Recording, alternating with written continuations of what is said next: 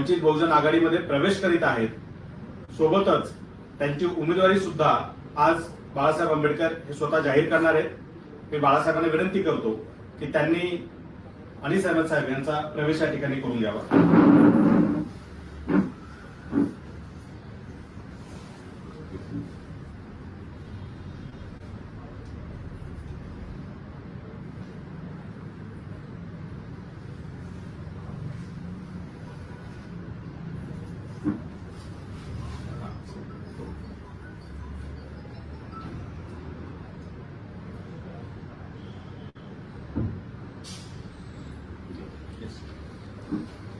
तसेच त्यांना या ठिकाणी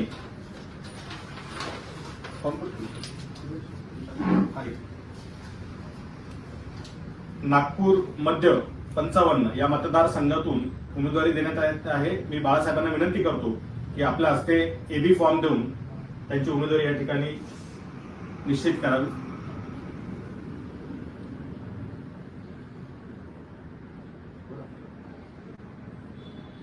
थँक्यू. बस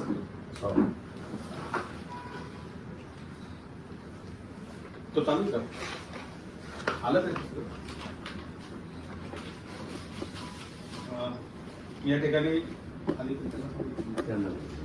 या ठिकाणी अनिस अहमद साहेब यांना विनंती करतो की त्यांनी आपल्या भावना या ठिकाणी व्यक्त कराव्यात. मैं डॉक्टर अनीस अहमद, जो महाराष्ट्र में नागपुर मध्य से 15 साल में विधायक करके काम किया, एनएसवाई का पूरे महाराष्ट्र का एनएसवाई स्टूडेंट विंग में काम किया, महाराष्ट्र यूथ कांग्रेस का प्रेसिडेंट करके मैंने काम किया और ऑल इंडिया कांग्रेस कमेटी का सेक्रेटरी दिल्ली, हिमाचल, उत्तराखंड का प्रभारी करके मैंने काम किया है. आज मैं कांग्रेस छोड़ रहा हूँ. 40-42 साल मैंने कांग्रेस के अंदर में काम किया है और जब मैंने देखा है कि कांग्रेस के अंदर में अक़लियत समाज को, माइनॉरिटी के समाज को न्याय नहीं मिल रहा है, जहां कांग्रेस के ऊपर में जिस तरीके से अटैक हो रहा है, भारतीय जनता पार्टी अटैक कर रही है अक़लियतों के ऊपर में, मॉब लिंचिंग कर रही है, योजनाएं खत्म कर रही है, बजट जीरो कर रही है, वहां पर कांग्रेस खामोश बैठा हुआ है. और कांग्रेस में जिस तरीके से महाराष्ट्र के अंदर में टिकट बेचने का काम हुआ है और सोशल इंजीनियरिंग नहीं हुई है. मैं नागपुर से हूँ. नागपुर में जहां मैं 15 साल विधायक करके काम किया हूं, वहां पर सिर्फ एक समाज को टिकट दिया है, न तेली को टिकट दिया है, न हिंदी समाज को दिया है, ना ही मुस्लिम समाज को पूरे विदर्भ के अंदर में एक भी सीट दिया है. आज जो अन्याय हो रहा है महाराष्ट्र के अंदर में, जो राहुल जी कहते हैं कि जितना उसका पॉपुलेशन है उतनी उसको सीट मिलेगी, उसका हक मिलेगा, राहुल गांधी जो कहते हैं महाराष्ट्र में उसका उल्टा होता है. एक भी हिंदी समाज को नहीं दिया है. पहले हमारे यहाँ 2-2, 3-3 हिंदी समाज के नागपुर में एमएलए हुआ करते थे. तेली समाज के 2-2 केंद्र में शांताराम पोटदू के किम्मतकर मंत्री होके काम करते थे. लेकिन आज सिर्फ एक समाज को टिकट देकर कोई सोशल इंजीनियरिंग नहीं हुआ है और उसलिए मैं कांग्रेस से इस्तीफा देकर आज वंचित समाज को मैं ज्वाइन कर रहा हूं. प्रकाश अंबेडकर जी के कंधे के कंधा मिलाकर मैं उनके साथ में खड़ा रहूंगा और यहाँ पर विदर्भ के अंदर में नहीं, महाराष्ट्र में नहीं, पूरे देश के अंदर में अक़लियत समाज को, दलित समाज को, हिंदी समाज को, सारे समाज को न्याय दिलाने का काम करूंगा. और इसीलिए मुझे आज 40 साल 42 साल में काम करने के बाद मैं आज कांग्रेस को छोड़ रहा हूं और मैं आज अंबेडकर जी की पार्टी को ज्वाइन करने का काम मैंने आज किया. कांग्रेस में आपको टिकट नहीं मिला, सिर्फ इसी कारण आप यहाँ पर आ रहे हैं, जो आप कह रहे हैं कि वहां पर किसी समाज को प्रतिनिधित्व नहीं दिया जा रहा है. देखिए, जो कांग्रेस में एक जमाने में जिस तरीके से सोशल इंजीनियरिंग होती थी, सारे समाज को न्याय मिलता था, यहाँ पर मुस्लिम समाज को, दलित समाज को, तेली समाज को, हिंदी साइडर को न्याय नहीं मिल रहा है और इसीलिए मैंने कांग्रेस छोड़ी है और हमारे समाज को एक भी नुमाइंदगी नहीं मिली है पूरे विदर्भ के अंदर में. इसलिए नागपुर डिवीजन से मैं यहाँ पर, मेरे समाज ने मुझे भेजा है कि वो मैंने नहीं ज्वाइन किया, मेरे समाज ने मुझे यहाँ भेजा है कि आप कांग्रेस छोड़िए और आप प्रकाश अंबेडकर जी का हाथ पकड़िए, वो आपको न्याय दिलाने का काम करेंगे. आज इसीलिए वो मुझे न्याय देंगे, ये विश्वास से मैंने उनकी पार्टी को ज्वाइन किया है.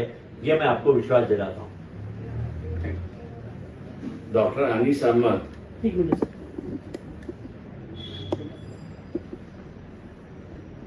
डॉक्टर अनीस अहमद हे अनेक वर्ष काँग्रेसमध्ये होते. ते मंत्री असताना सुद्धा आम्ही त्यांना भेटायला जायचो. लोकांची प्रचंड मोठ्या प्रमाणात कामं ते त्या ठिकाणी करत असत. विशेष करून नागपूर आणि मुस्लिम समाजाचं प्रतिनिधित्व ते करत असत. परंतु आज त्यांच्याच शब्दामध्ये आपण असं ऐकलंय की काँग्रेस ही जी सर्वांचा पक्ष होता तो आता सर्वांचं न राहता आता फक्त कुणबी समाजाचा पक्ष झालाय अशी परिस्थिती आहे. तेली समाजाला उमेदवारी नाहीये काँग्रेसकडून, मुस्लिम समाजाला उमेदवारी नाहीये अशी परिस्थिती आहे, माळी समाजाला असताना उमेदवारी नाही अशी असणारी परिस्थिती आहे. आदिवासींना फक्त आदिवासी मतदारसंघापुरतंच मर्यादित त्या ठिकाणी केलेलं आहे. अशा या परिस्थितीमध्ये अनीस अहमद यांनी घेतलेला निर्णय याचा आम्ही असताना स्वागत करतोय की कुठलाही पक्ष हा एका समाजाचा होऊ नये, एका जातीचा होऊ नये. तो एका समाजाचा आणि एका जातीचा झाला तर संकुचित विचार यायला सुरुवात होतात आणि दुर्दैवाने मी असं म्हणेन की काँग्रेसमध्ये हे संकुचित विचार त्या ठिकाणी यायला लागतील. चंद्रपूरच्या असणाऱ्या खासदार धानोरकर बाई यांनी ब्रह्मपुरीमध्ये एक वक्तव्य केलं होतं की यापुढे फक्त कुणबीच समाज सत्तेमध्ये गेला पाहिजे. त्याची अंमलबजावणी नाना पटोले यांनी काँग्रेस मार्फत केली हे सुद्धा नमूद करणं महत्वाचं आहे. या ठिकाणी जेव्हा मायनॉरिटी हा शब्द वापरला जातो त्यावेळेस मुस्लिम हा त्याच्यातला सगळ्यात मोठा घटक आहे. दुसरा मोठा घटक हा त्याच्यातला बौद्ध आहे. तिसरा मोठा घटक त्याच्यातला शीख आहे, जैन आहे. यांना कुठलंही प्रतिनिधित्व मिळालं नाही अशी परिस्थिती आहे. विदर्भामध्ये हिंदी भाषिक ज्याला आपण म्हणतो याची संख्या फार मोठी आहे. तो आता विदर्भात आलाय असं नाही, तर किमान 200-250 वर्षापूर्वी तो विदर्भात येऊन थांबलेला आहे, बसलेला आहे. आता विदर्भ त्याचा आहे. गाव शोधायला गेला तरी त्याला गाव मिळत नाही, सापडत नाही किंवा त्याला आठवत नाही अशी असणारी परिस्थिती आहे. त्याच्यामुळे हा जो हिंदी सायडर म्हणून असणारा माझ्या दृष्टीने खेटाळणी करणारा शब्द जो वापरला जातो काँग्रेसवाल्यांकडून त्याची असणारी चीड बरीच हिंदी भाषिक जे आहेत त्यांच्यामध्ये आहे. त्यांना जशी हिंदी भाषिक येतं तसं त्यांना मराठी सुद्धा येतं. न्याय देण्याचा असणारा एक भाग आहे तो आम्ही या ठिकाणी देतो.